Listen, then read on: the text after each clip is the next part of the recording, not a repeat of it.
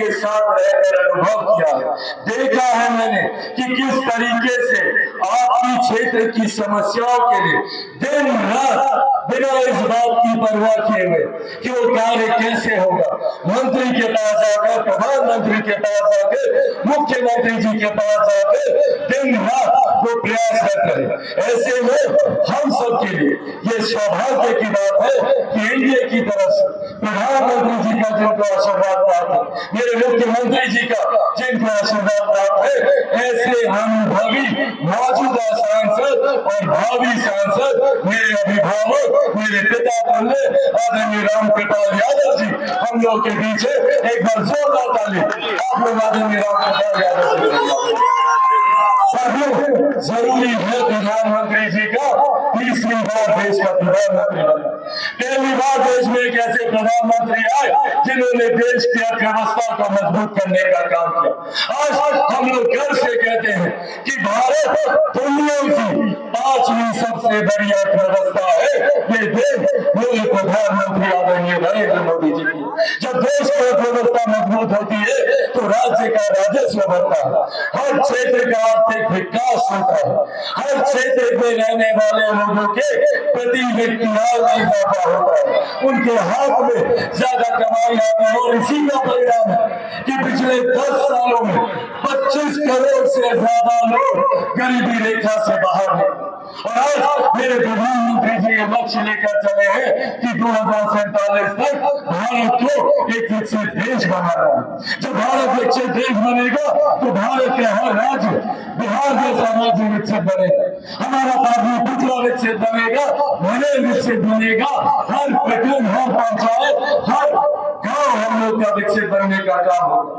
इस सोच के साथ हमारे प्रधानमंत्री आगे बढ़ रहा, जिसकी नींव में उन्होंने कार्य करना शुरू किया। पहली बार देश के एक ऐसे प्रधानमंत्री जिन्होंने दिल्ली में बैठकर एक गांव में रहने वाली महिला के सम्मान की चिंता की, उनके लिए शौचालय बनवाने का काम किया, चूल्हा चौका से हो रहे स्वास्थ्य पर हानिकारक प्रभाव को दूर करने के लिए उज्ज्वला के माध्यम से घर घर गैस पहुंचाने का काम कर।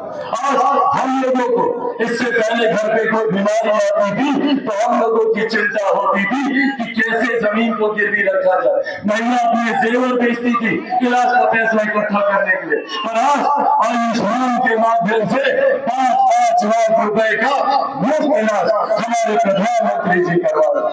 हमारे लिए ये गर्व की बात है कि देश की दुनिया की सबसे बड़ी गरीब कल्याण की योजना भारत में चलाई जा रही है, जिसका श्रेय मेरे पिता आदरणीय रामविलास पासवान जी को भी देता हूँ कि आज उनकी वजह से देश में 81 करोड़ लोगों को मुफ्त में राशन दिया जा रहा है। ये सोच हमारे प्रधानमंत्री आदरणीय नरेंद्र मोदी जी की। जहाँ हमारे प्रधानमंत्री ने सड़क से सीमाओं को सुरक्षित रखा, देश की अर्थव्यवस्था को मजबूत किया, अंतरिक्ष के माध्यम से देश को आगे बढ़ाने का काम किया, तो वही हम लोगों की आस्था का भी सम्मान किया। इससे पहले जैसे हम सब टेंट के नीचे है 500 साल राम लल्ला ऐसे ही धूप बनी धूल मिट्टी बरसात बारिश में टेंट के नीचे पहली बार देश में प्रधानमंत्री और उन्होंने अयोध्या में भव्य राम मंदिर का निर्माण कर भगवान श्री राम की प्राण प्रतिष्ठा उस भव्य मंदिर में करवाने का काम किया। ये तमाम बातें चाहे हमारा एनडीए गठबंधन करना, तो वही विपक्ष के भी कई लोग हैं, विपक्ष के भी लोग हैं जो आते हैं, भ्रम फैलाते हैं, बड़ी बड़ी बातें करते हैं। और भैया ये वही लोग हैं जो 90 के दशक में लाठी में शेर खिलाने का काम करते थे। ये वही लोग हैं जिन लोगों ने लॉटरी के बदले जमीन दिया और अब तो विधिवत तरीके से इस पर हम कानून बनाने की पहल कर रहे हैं। ये कांग्रेस राजद वाला सब ये लोग काम कर रहे हैं कि अगर ये लोग जीत गया तो ये लोग विरासत पर कर लगा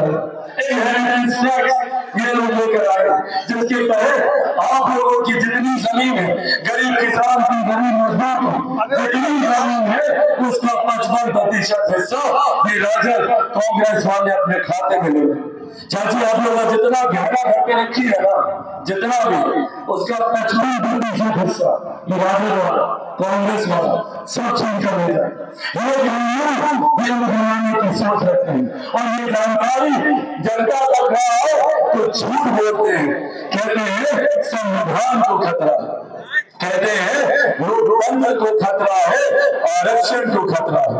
ये लोग चिंता करेंगे लोकतंत्र की, जिन लोगों ने सन 75 में आपात के लोकतंत्र